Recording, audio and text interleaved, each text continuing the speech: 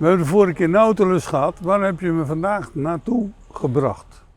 Hoe heel Roemenië naartoe ging in de zomer. Naar de Weert. En dat was bij 3 locaties. Deze waar we nu staan, dat was Hermans. Hermans die heeft hier uiteindelijk de eerste camping gemaakt. Met zand van de baggerijen. En daar is een speeltuig erbij gekomen. En toen was het eigenlijk de eerste camping in Roermond. Van As, een boerderij verder. Die had al een hele mooie speeltuin. En die had dus ook een locatie waar de Roermondenaren graag naartoe gingen.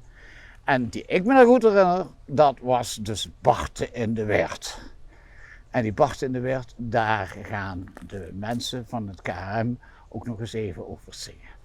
Ben benieuwd. Laat gaan. Oké. Zo direct leggen we aan bij Camp B. Hermans. Ja, je weet iets over het ontstaan van die camping. Ja, goed. Ze zijn natuurlijk na de Tweede Wereldoorlog zijn de baggerfirma's hier in Midden-Limburg terechtgekomen. Die zijn gaan baggeren, maar ze wilden eigenlijk alleen die grote stenen hebben. Het grove grind. En alles wat ze meer omhoog deden halen was afval.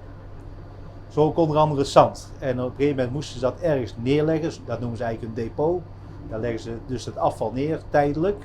Zodat ze door kunnen gaan met baggeren. En die grote hopen zand, die lagen voor de camping. Maar ook in die jaren kwam de watersport op gang. U heeft net ook gesproken met de Nautilus. En die bestaat nu 70 jaar. In die tijd kwam de watersport op gang. En die bootjes gingen varen met de kinderen. Maar die moesten natuurlijk ook bezig gehouden worden, die kinderen. En we vonden ze natuurlijk leuk om te spelen in die hopen zand. Nou, dat deden ze ook. Maar op een gegeven moment dachten ze ook van, goh, we liggen hier fijn. Morgen willen we weer hierheen. Kunnen we hier overnachten? Nou, de vader van Jos Hermans, dat was Sjaak in die tijd. Die had daar dat stukje land waar het zand lag. En daar vroegen ze aan van, mogen wij hier overnachten?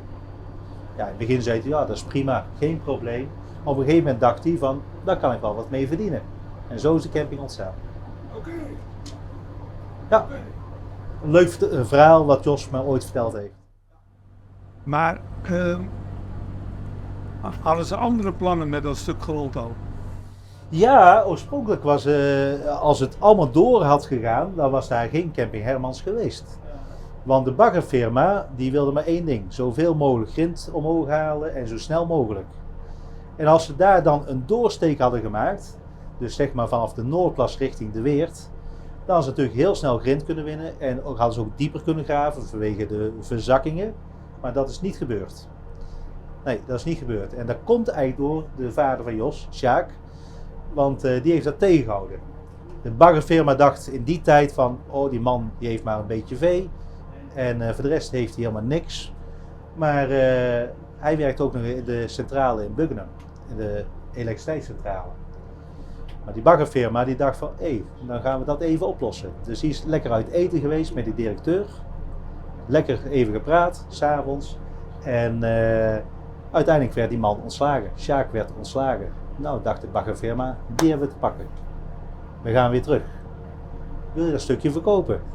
Nee, dat gaan we niet verkopen. Dat gaan we niet doen. Ja, maar heeft maar een beetje vee en voor de rest niks. Ja hoor, ik red me wel. Want ja, de camping was net gestart. En ja, op die manier zijn ze dus niet door kunnen gaan graven. En is de camping behouden gebleven. En dus, ja, ik denk wel één van de mooiste campings in Roermond. Ja, we staan hier in een bijzonder plekje van als het over de Maas gaat, hè? Jazeker. Als we het over vriend en vijand hebben. Hier waren alleen maar vrienden. Ja, ja. En de Maas, dat was een verbinding die dus met een brugje nog gepakt kon worden. De grote nieuwe brug. En heel Roermond ging naar de Weert. En daar is een liedje over gemaakt wat dadelijk het mannenkoor gaat zingen. Maar de achtergrond van deze locatie, die wil ik je toch even vertellen. De vaders, die gingen beugelen. Niet te vergeten, met een borreltje erbij. De moeders, die hadden een mooie hoed op en chique kleren aan. Die zaten buiten lekker koffie te drinken. En dan kwam het, want dat heb ik zelf ook meegemaakt, was ik een jong van een jaar of 10. We werden bij de speeltuin ingejaagd. Grote hoop zand, een glijbaan en schommel. En dan kwamen we met zo'n rode kop thuis van het rennen en het spelen. En dat was het. De hele stad deed dat. En waarom krijgen we nou een liedje te horen op? wat zo klinkt, dat was omdat het in het begin een beetje was van die van de stad. Die gewoon naar de Weert. En toen waren er van de Begijnhof en van de Krententuinen. Die kochten ook een hoedje. En die gingen hier ook naartoe, want die dachten, daar is het leuk, willen we ook zijn. En daarom is dat ook zo'n echt historisch liedje, wat we dadelijk gaan horen samen met het koor. Met het mannenkoor dus. Je maakt me heel nieuwsgierig. Ja, kom, fantastisch, gaan we kijken. Wir sind nou de Weert geweest, net zo goed als Geer. Tra-la-la-la, tra-la-la-la. Wir sind nou de Weert geweest, net zo goed als Geer. Tra-la-la-la, tra-la-la-la. Wir hebben ook een hutje op, net zo goed als Geer.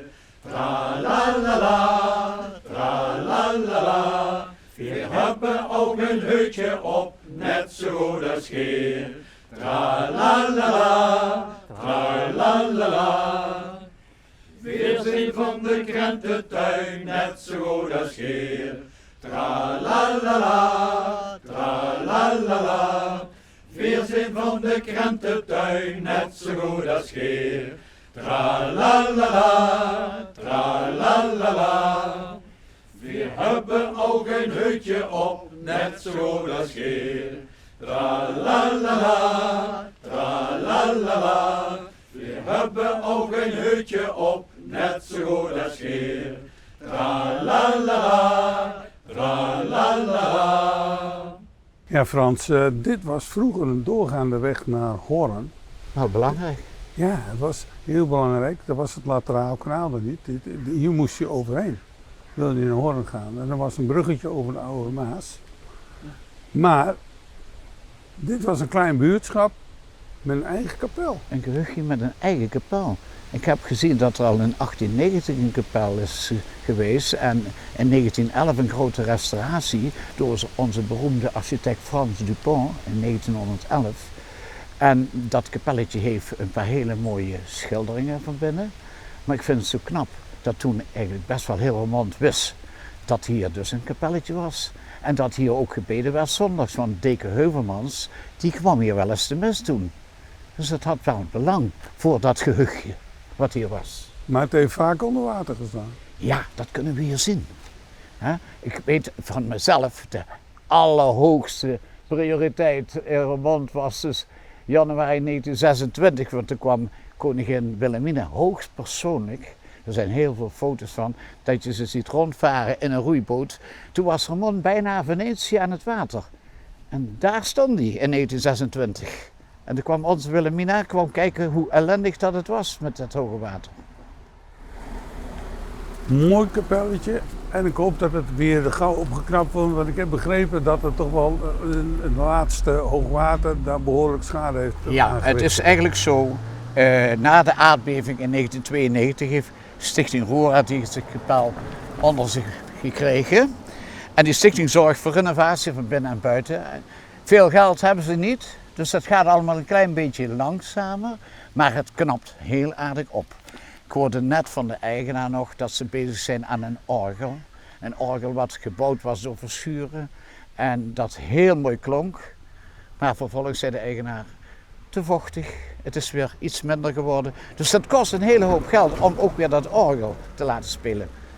Het koor wil heel graag terug, als dat allemaal in orde is, dat gaan we zeker een keer doen. Maar ze gaan zo direct voor ons iets zingen. Ja, zeker. Zeker. En dat is nou net hetgene waarom dat we hier staan. Want onze lieve vrouw, die gaan ze bezingen. Onze lieve vrouw, een Ave Maria van Sas. En ik had zo het idee dat als zij dat gezongen hebben, dat we misschien kans hebben, althans dat vragen aan onze lieve vrouw, dat het water het volgend jaar alsjeblieft iets minder hoog is. Want de Weert is iedere keer opnieuw gestraft door de hoge waterstand. Wat ze hier ook mooi op dit kapelletje uitbeelden. Frans, we gaan de volgende aflevering gaan wij weer de Maas op. Ja. Waar gaan we naartoe?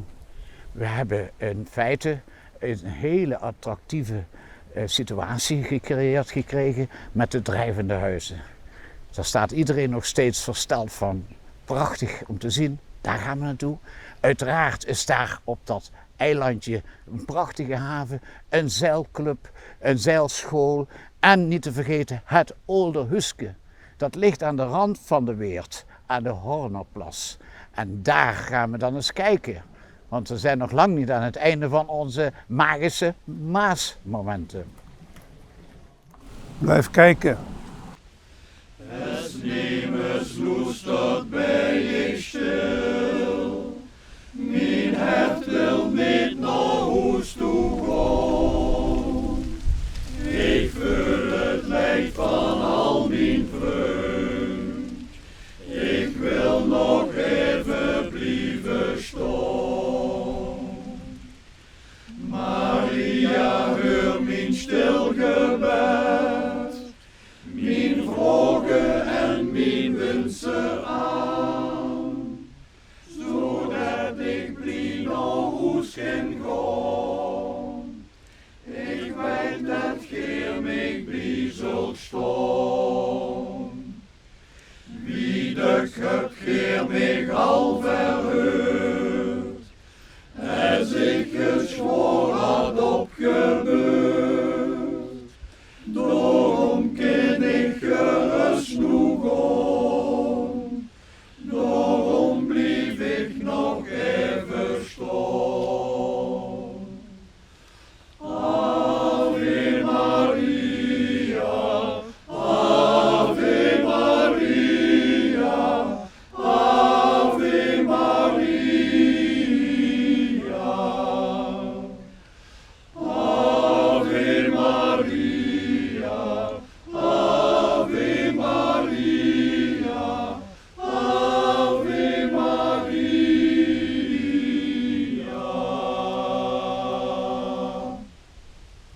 Dit programma wordt mede mogelijk gemaakt door de horecadiensten van Cox & Co. Happy to serve you sinds 1926.